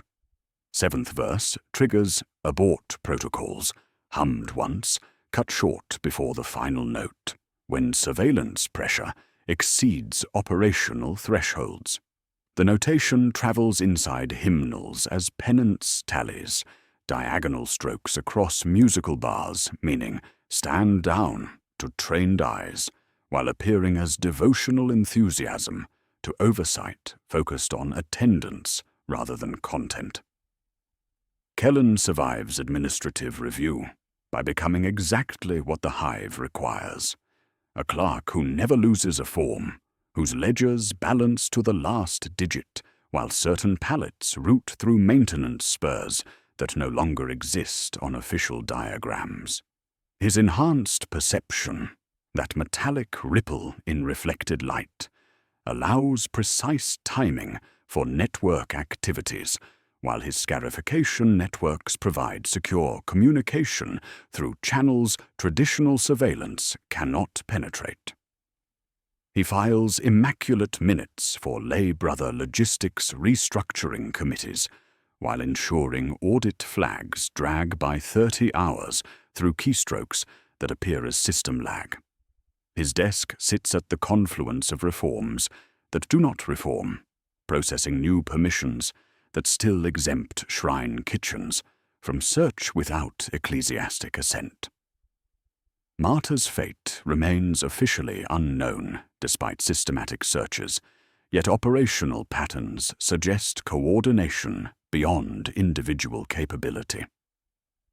During curfew hours, maintenance workers report a woman's breath riding the ventilation systems, syllables clipping in third verse patterns that warn of patrol routes and inspection schedules. Her whispers that carry further than physics allows create persistent security concerns as silver threads of connection flow through awakened minds scattered throughout the lower sectors, bypassing Vox intercepts and Auspex sweeps entirely. Records list her as missing, while rumors name her otherwise. A ghost in the machine whose presence coordinates cells through psychic communion.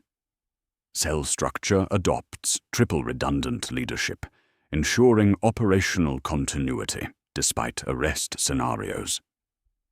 Every visible coordinator sits shadowed by two others, capable of assuming functions without message, traffic that would flag surveillance algorithms. Prayer request chains mask operational directives as routine spiritual correspondence flowing through channels the ecclesiarchy maintains for pastoral care. A chapel board petition reading, "For Lector Bain's cough, burn 3 candles at 5th rise," translates to, divert 3 crates at 5th bell from designated coordinates, the movements following metrics while the language reads like piety to untrained observation. Black market operations pivot from promethium diversion toward biological materials harvested through corrupted disposal protocols that transform riot casualties into ritual components. Ration riots and cordon skirmishes swell the charnel streams, while mortuary servitors follow Form Mort 19B with systematic modifications. Tissue reclamation routes through unauthorized channels, bone ash diverts to hidden scriptoriums, blood plasma feeds enhancement production rather than medical supplies. A charnel guildsman with lay brother credentials can misroute processing carts for 10 minutes and skim sufficient materials to supply weeks of enhanced rituals. The candles burn longer now, their flames edged with thin blue light, while ink dries darker. binding better to vellum as suffering becomes literal currency in ledgers kept over tagged remains. The quiet blessing transforms from simple recognition gesture into elaborate scarifications patterns, encoding cell affiliation and operational clearance through skin memory serving as unbreakable oath. Fresh cuts heal into raised marks arranged in geometric configurations, short lines, long ridges, crossing patterns set at precise angles that shine when oiled, then fade under grime. The arrangements appear accidental to casual observation, yet carry precise meaning about verse counts and security clearances to trained recognition. Arbeits photograph hands and build classification charts, but patterns function as languages, and languages can mask dialects under surface sameness. When raids produce 9 arrests against algorithmic expectations of 26, the missing flow into maintenance ducts as fifth stanzas tremble through floor vibrations. Investigation teams note persistent rumors regarding voices in the ventilation systems, teaching new HIM codes to maintenance workers whose infrastructure access enables coordination beyond surface surveillance capabilities. Audio equipment captures harmonics that map like speech, but refuse transcription, while heat signatures trace to abandoned air handler chambers containing chalk measures on floors, scorch patterns on steel, and circles of candle stubs that burn steady against drafts. The few investigators who listen too long bleed from the nose and temporarily misplace their children's names. Instruction extracted at prices measured in sleep, warmth, and memories previously thought secure. Kellen processes the new waste audits that count promethium to the milliliter, while ignoring plasma draw. Irregularities at mortuaria. His enhanced perception revealing form mort 19. B's new subline for temporary diversion, pastoral, that he signs twice weekly, with hands that tremble only in reflection's edges. The voices extract payment through methods creating biological and psychological changes that enhance recipient capabilities, while binding them through experiences transcending normal consciousness. Their instruction transforming routine maintenance into recruitment opportunities, while providing guidance enabling network evolution beyond Imperial detection thresholds. Arbeits achieve arrests, but numbers consistently misalign with intelligence estimates, the reformed networks proving smaller, yet demonstrating coordination, suggesting hidden guidance beyond local capabilities. Discipline replaces enthusiasm as survival mechanism, while enhanced abilities provide tactical advantages traditional security measures cannot counter. The system announces closure, while hymns answer with rests before the next bar, adaptation continuing within infrastructure designed to serve rather than conceal such activities.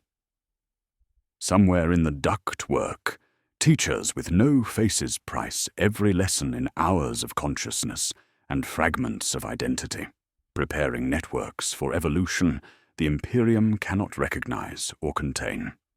The patterns emerging from Hive Tertius investigation demand broader analysis as administrative clerks process similar anomalies across 17 sectors, their reports revealing not isolated heretical outbreak, but systematic vulnerability embedded within Imperial governance itself.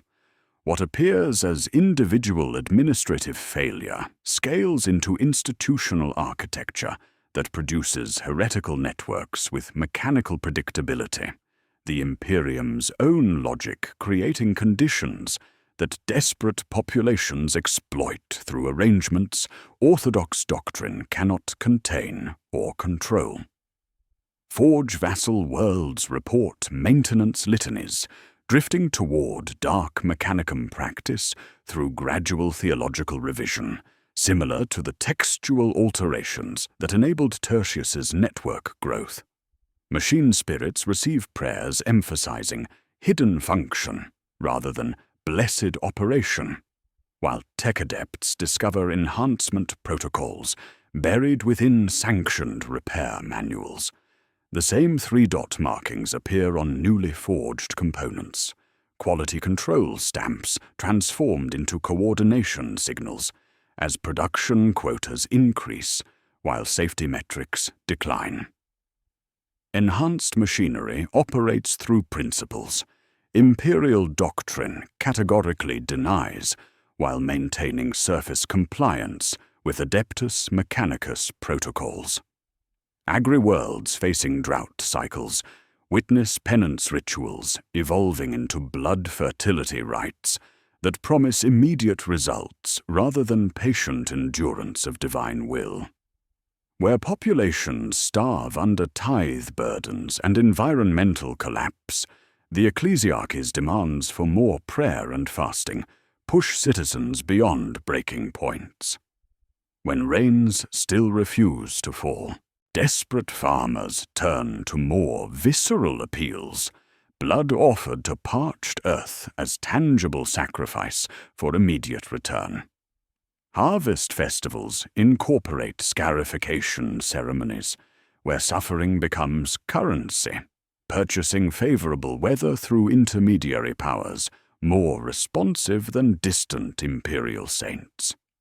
Voidport installations develop cargo hymns hiding contraband within legitimate shipping manifests, their harmonic arrangements serving as encryption keys for smuggling operations that exploit inspection immunity during religious processions. The same jurisdictional complications that plagued Tertius create porous borders where enforcers defer to ecclesiarchy port chaplains regarding blessed cargo contents, allowing forbidden materials passage through channels protected by ministorum privilege. Loading dock supervisors coordinate enhanced material distribution using infrastructure access that creates coordination opportunities beyond surface surveillance capabilities. Common denominators crystallize through accumulated analysis, revealing Imperial doctrine's structural vulnerabilities rather than individual moral failures. Centralized piety creates predictable exploitation vectors, as bureaucratic faith management generates the very conditions heretical networks require for growth. Scarcity combined with exhaustion enables desperate bargains, where suffering as currency appeals to populations whose material conditions make alternative spiritual arrangements attractive regardless of theological implications. Institutional privileges designed to protect religious activities create exploitation corridors that networks utilize with systematic precision while maintaining perfect operational security. Efficiency mandates proliferate across sectors through administratum best practices, prioritizing processing speed over analytical depth, creating identical vulnerability patterns wherever imperial governance encounters resource limitations and population pressure. The same authorization chains, disappearing into classifications beyond local clearance, appear throughout subsector administration, while junior personnel follow established procedures without verification under productivity, pressures preventing detailed examination. Reform proposals focus on additional paperwork requirements, rather than addressing fundamental contradictions between efficiency mandates and security oversight. Institutional conflicts emerge as jurisdictional complications impede investigation, while organizations protect authority rather than acknowledge systemic failure. Ministorum officials blame administratum efficiency mandates for creating oversight gaps while administratum representatives cite ecclesiarchy, theological authority, as justification for avoiding scrutiny of devotional practices. Arbeit's investigators navigate political complications that delay response, while local enforcers lack training recognizing doctrinal deviation disguised as exceptional piety. Inquisitors disagree on acceptable torch levels for addressing contamination without destroying imperial infrastructure. Their debates paralyzing response while networks adapt through survival pressure. The systemic truth emerges through accumulated evidence, transforming individual cases into pattern recognition. Chaos cult growth represents system output rather than external infiltration. The Imperium uses faith to manage scarcity through transactional piety, creating spiritual markets where alternative currencies become attractive to populations whose material conditions orthodox doctrine addresses inadequately. Every efficiency mandate generates blind spots. Every resource limitation creates desperation. Every institutional privilege enables exploitation by networks understanding bureaucratic architecture better than officials operating within it. Scale escalation reveals St. Matthias's third hand as one component in distribution's network spanning multiple sectors, dozens of xenoliths moving through shrine networks using legitimate religious infrastructure while maintaining perfect regulatory compliance. Hymn-coded logistics spread like accounting best practices through administrative channels designed for pastoral communication, their encryption methods evolving through accumulated experience while remaining invisible to oversight focused on attendance metrics rather than theological precision. The missing xenolith from Hive Tertius represents tactical withdrawal rather than operational termination. If imperial governance cannot not produce heretical networks through accumulated contradictions between doctrine and practice, resource limitations, and population pressures, efficiency mandates, and security requirements, then survival depends upon individual recognition of exploitation vectors.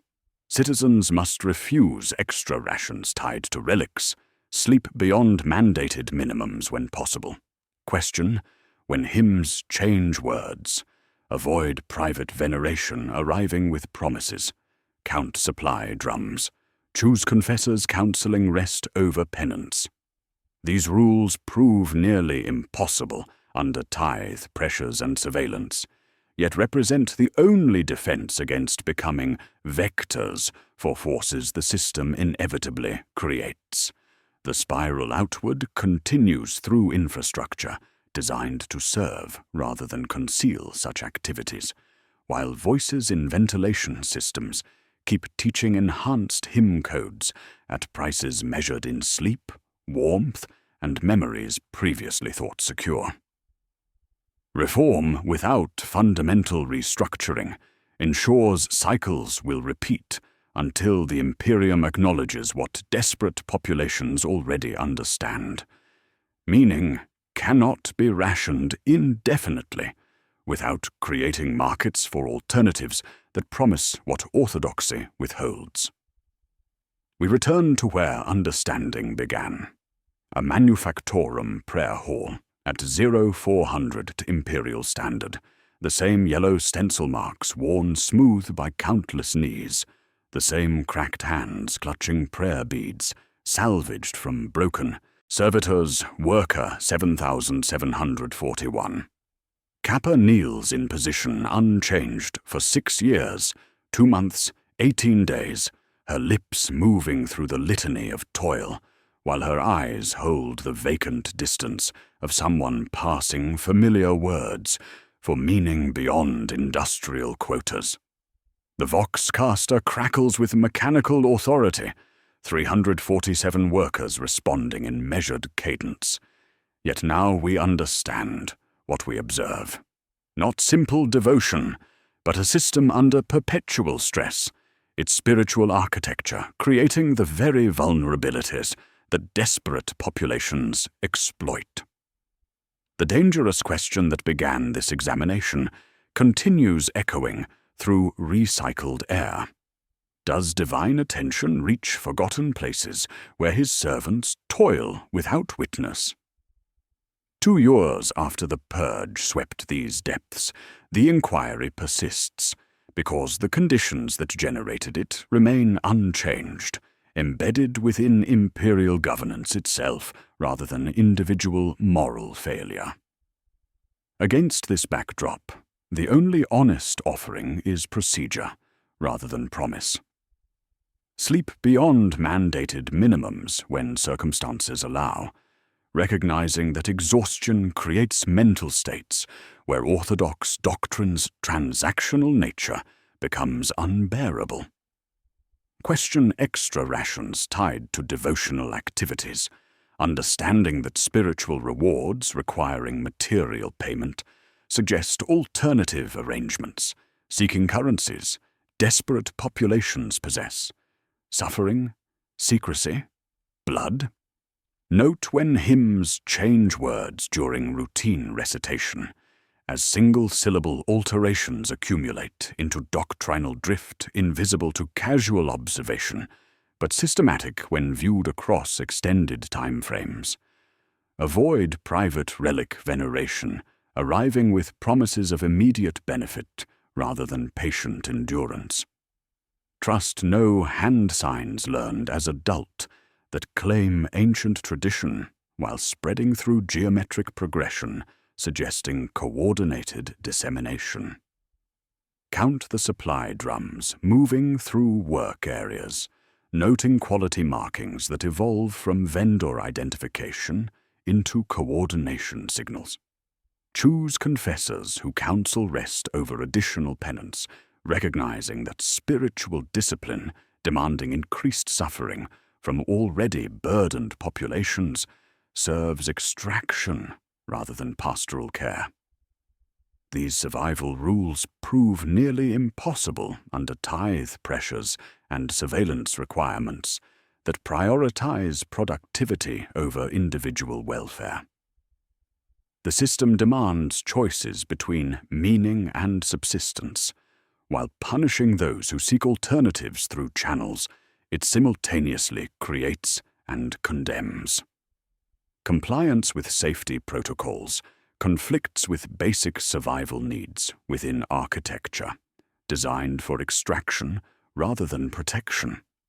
The open loops resolve without romance through accumulated understanding of legitimate systems becoming heretical infrastructure. Ration authorizations flowed through proper channels using Ministorum Imprimatur and Administratum Efficiency protocols. Corruption was design rather than bribe, institutional logic rather than individual moral failure. Hymn books functioned as coordination systems through musical notation carrying embedded instructions, their encryption hidden within orthodox content requiring ecclesiastical privilege to examine. 3-dot quality markings evolved from vendor identification into cult semaphore through gradual subversion, their triangular arrangements adapting to countermeasures while exploiting new vulnerabilities created by reforms, addressing symptoms rather than systemic contradictions. The Xenolith's fate remains unknown despite extensive investigation. Perhaps ground into shrine mortar, where its influence spreads through construction materials. Perhaps seeding new networks through distribution channels operating beyond detection thresholds. Perhaps sitting in maintenance voids, warm to touch, humming to someone who cannot sleep, and now never will. Its continued absence confirms adaptation rather than termination. Networks learning survival through pressure, while authorities declare victory over visible symptoms. The cautionary thesis crystallizes through sector-wide analysis.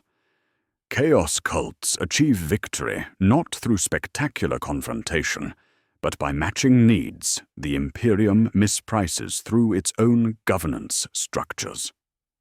Where orthodox faith demands endurance without relief, alternatives promise immediate results. The competition occurs within spiritual markets created by imperial doctrine's transactional nature. Heretical arrangements winning through better exchange rates rather than superior theology. Faith endures regardless of institutional arrangements. What changes is who collects the interest on investments. Populations make seeking meaning beyond survival, divine attention beyond bureaucratic indifference. The final sound echoes through the prayer hall as workers rise toward production stations, where another day of measured toil awaits. Someone heading to third shift hums hymn 847 correctly but quietly. The seventh stanza receiving particular attention. Labor without witness sanctifies. Words acknowledging divine presence beyond official oversight while maintaining perfect theological orthodoxy. The choice remains constant between meaning and survival, each day bringing small decisions whose accumulated weight determines whether orthodox doctrine provides sufficient comfort, or whether desperate minds seek answers through channels the system creates while claiming to prevent. The manufactorum continues its rhythm while questions persist in depths where cracked hands clutch prayer beads and eyes seek something beyond measured imperial compliance. The dangerous inquiry enduring as breath itself.